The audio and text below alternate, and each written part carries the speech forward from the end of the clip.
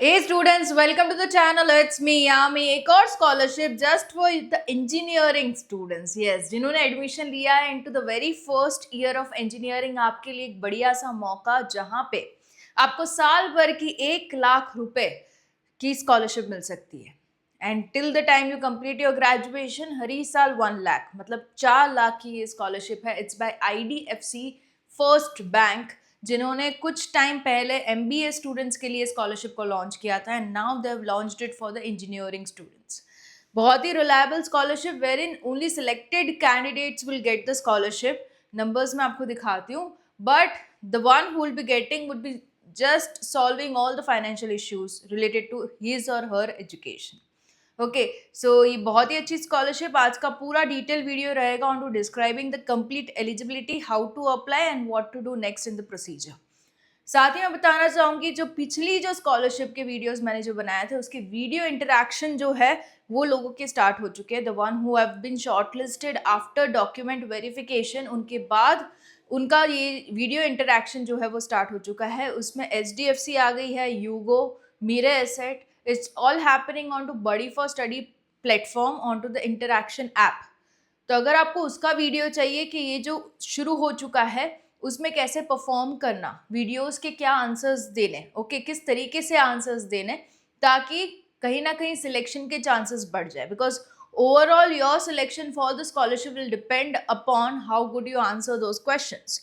Okay, तो अगर आपको उसमें डेडिकेटेड वीडियो चाहिए तो students are very helpful to even share the screenshots of the questions being asked. तो मेरे पास है, if you want you can comment. I'll be sharing a complete video onto the showcasing of the question also and helping you with the answers also. Do comment, okay. And साथ ही आज का जो video है about IDFC, उसकी link जो है वो provided in the description box below. You can check with the link and let's begin with the complete detail of the same. Here we go, it's available on to buddy for study platform. Again official website भी मैं आपको दिखाती हूँ, उसमें भी है। 30th of September is the last date of application. It's for the engineering students, okay, जिन्होंने अभी एडमिशन, मतलब कि into the year of 2025 admission लिया है, वो लोग एलिजिबल है, गर्ल्स बॉयज दोनों। Okay, so it's by IDFC bank. Bank के बारे में ज़्यादा बताने की ज़रूरत नहीं है, it's very well known bank, okay, reputed bank है जिन्होंने ये लॉन्च किया है। 30 सितंबर last date. This is the eligibility. He और she must be an Indian citizen, Indian होना तो ज़रूरी है। Currently enrolled in the first year of BTech और BE प्रोग्राम। कहीं जगह प्रोग्राम को BTech कहा जाता है ना, कहीं जगह BE कहा जाता है, but it should be bachelors into engineering, okay. Next, candidate must have secured admission to the eligible colleges, okay. इसमें काफ़ी कॉलेजेस को इन्होंने लिस्ट में डाल रखा है, तो you can see yours also, okay. Probably आपको अपनी मिल जाएगी। If you are finding your college, it's good, otherwise you can try with the next scholarship, okay. But जिनका हो रहा है इसमें सेट, वो लोग आगे देख सकते हैं। 6 लाख तक की फैमिली इनकम इज एक्सेप्टेबल। अगर आपके एनुअल इनकम, सभी के इनकम मिलाते हुए, all the earning members of the family, साल भर की इनकम अगर 6 लाख से कम बैठ रही, आप एलिजिबल हो। Student should not be receiving any other scholarship. ये भी बहुत से डाउट्स रहते हैं स्टूडेंट्स में कि मैं ये अप्लाई कर रहा हूँ, क्या मैं ये भी स्कॉलरशिप ले सकता हूँ? तो जिस स्कॉलरशिप में इट इज प्योरली रिस्ट्रिक्टेड, उसमें क्लियरली इंस्ट्रक्शंस में लिखा ही होगा, जैसे इसमें मेंशन्ड है, student should not be receiving any other scholarship और tuition fee waiver for the engineering courses, okay. कहीं और सोर्सेज से आपको मिलती हुई नहीं होनी चाहिए scholarship. It can be government और प्राइवेट, दोनों हो गया इसमें इंक्लूड, ओके। चिल्ड्रन और immediate family members of the employees from IDFC first bank और buddy for study are not eligible. अगर आपके पेरेंट्स इसी बैंक में काम कर रहे हैं या तो बडी फॉर स्टडी में काम कर रहे हैं, तो आप एलिजिबल नहीं हो। The students pursuing a diploma, part time course, distance learning, dual degree courses in the engineering और student exchange program are not eligible. सीधा सा बैचलर्स इनटू इंजीनियरिंग होना चाहिए, कोई भी और वैरायटी का होगा तो नहीं चलेगा, ओके।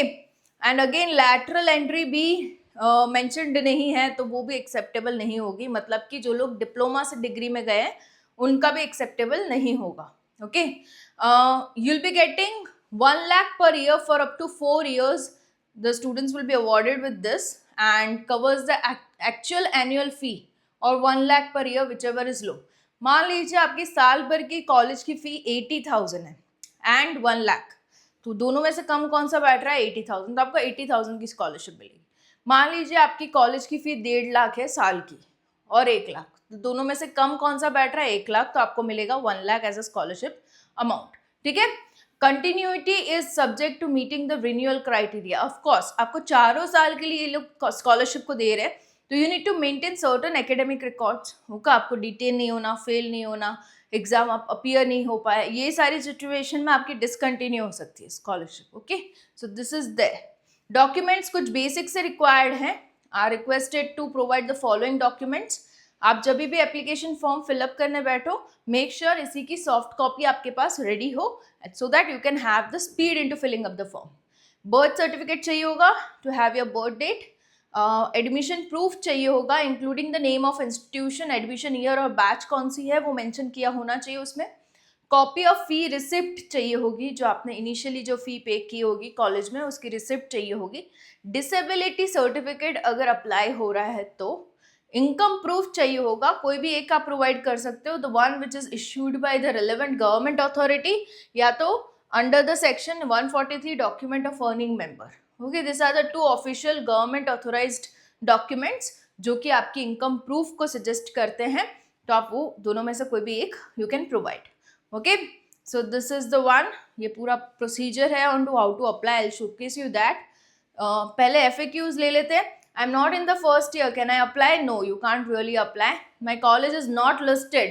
अगर listed नहीं है into the list, then you are not eligible. Okay, will the scholarship continue for remaining? Of course, will continue if you satisfy the other criteria. So other criteria में your academics should be good. Okay, आपका performance, I'm not saying excellent होना चाहिए, but averagely good होगा तो continue होगी। What are the some common mistake जो हरी बारी applicants करते हैं? तो मेजरली इन्होंने फाइंड किया है इनटू द पास्ट एक्सपीरियंस कि जो भी इनकम सर्टिफिकेट वो लोग अपलोड करते हैं वो एक्सपायर हो चुका होता है। तो आप मेक श्योर कीजिएगा जो लेटेस्ट आप इशू करोगे अभी वही वाला अपलोड कीजिए, पुराना वाला कोई नहीं। ओके, तो make it sure it is the latest one. Terms and conditions को नहीं पढ़ते तो आप पढ़ लीजिएगा एक बार। I will showcase you the same. Entering the annual course fee instead of the total course fee, ये चीज़ है कि आपको एनुअली मतलब 1 साल की कोर्स फी को अपलोड करना है, पूरे 4 साल की नहीं। ओके, तो application form require the total course fee for the full duration, not the fee. Okay, they are wanting to know, एक कॉलम आएगी जहाँ पे फी स्ट्रक्चर आपको पूछा गया होगा। उसमें उनको चाहिए कि 4 साल का आपका कितना एक्सपेंस है, मतलब पूरे इंजीनियरिंग कोर्स का। ज़्यादातर बच्चे ये मिस्टेक करते, वो साल भर का फी लिख देते हैं। ओके, तो they are requiring it for the 4 years completely. Got it? ये कॉमन मिस्टेक है जो स्टूडेंट्स करते हैं, इसलिए उन्होंने यहाँ पे क्लेरिफाई करके रखा है। Now if I go to the official website of IDFC, तो ये वाला खुल जाएगा। ओके, जहाँ पे नो थैंक्स, यहाँ पे साइन अप का ऑप्शन आ रहा है आपको। Okay, select the scholarship you are looking forward to the engineering, and कहाँ से आपको पता चला, तो if you write buddy for study और you can write social media, whichever is suited.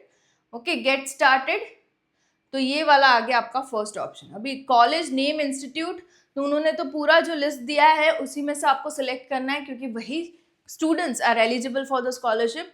तो any the one you are admitted to, you need to select that.